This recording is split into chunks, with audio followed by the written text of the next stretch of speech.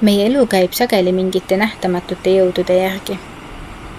Kuigi me arvame, et teeme teadlikke valikuid, on meie tegevused tihti suuresti määratud alateadlike mustrite ja uskumuste poolt, millele me ei pööra erilist tähelepanu.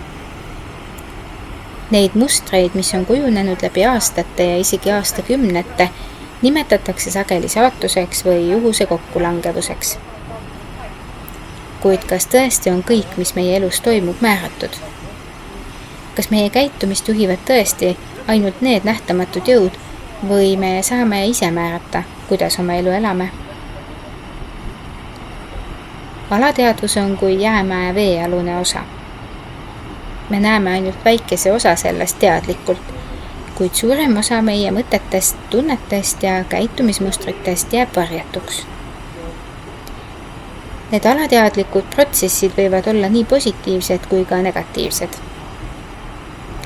Kui me ei hakka neid teadlikult uurima, siis need suunavad meie elu ilma, et me seda märkaksime.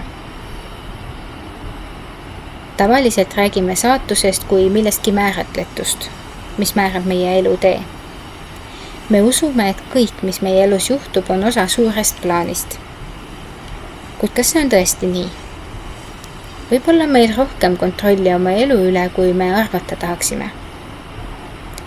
Kui me muudame oma alateadvuse teadlikuks, hakkame märkama, kuidas meie igapäevased valikud ja reaktsioonid on seotud meie mineviku kogemuste ja uskumustega.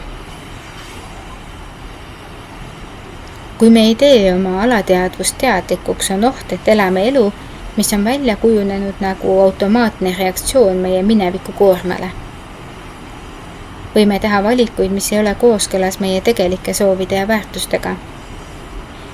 Näiteks kui meil on alateadlik usk, et me ei ole piisavalt väärtuslikud, võib see takistada meid oma eesmärkide poole liikumast.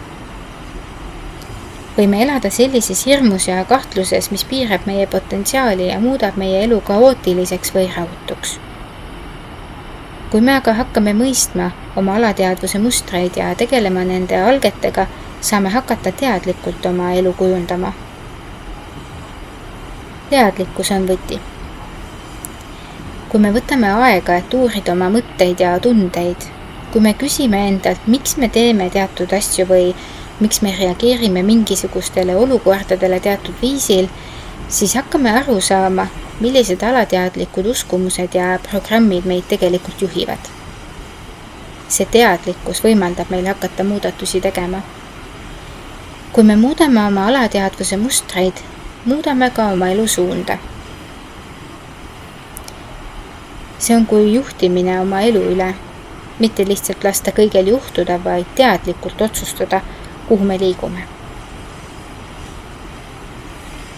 Kui me oleme teadlikud oma alateadlikest mõtetest ja tunnetest, saame hakata tegema teadlikke valikuid, mis teenivad meie tõelisi eesmärke. Ja kui me hakkame tegema neid valikuid, siis avanevad meile uued võimalused ja elukogemused. Me ei ole enam kui lihtsalt ohvrid oma alateadvuse mustritele, vaid me saame teadlikult kujundada oma elu ja suunda. Alateadvuse teadlikuks muutmine ei tähenda, et kõik probleemid kaovad kohe. See on pidev protsess, kus me õpime mõistma, milliseid mustreid me kanname ja võtame vastutuse nende muutmise eest. Kuid see on algus suurele muutusele, mis viib meid lähemale meie tõelisele potentsiaalile. Kui me teeme alateadvuse teadlikuks, ei ole elu enam juhuslik või määratud, vaid pigem teadlikult juhitud. Täis valikuid ja võimalusi, mis on kooskõlas meie tõelise minaga. Aitäh ja peatse kuulmiseni!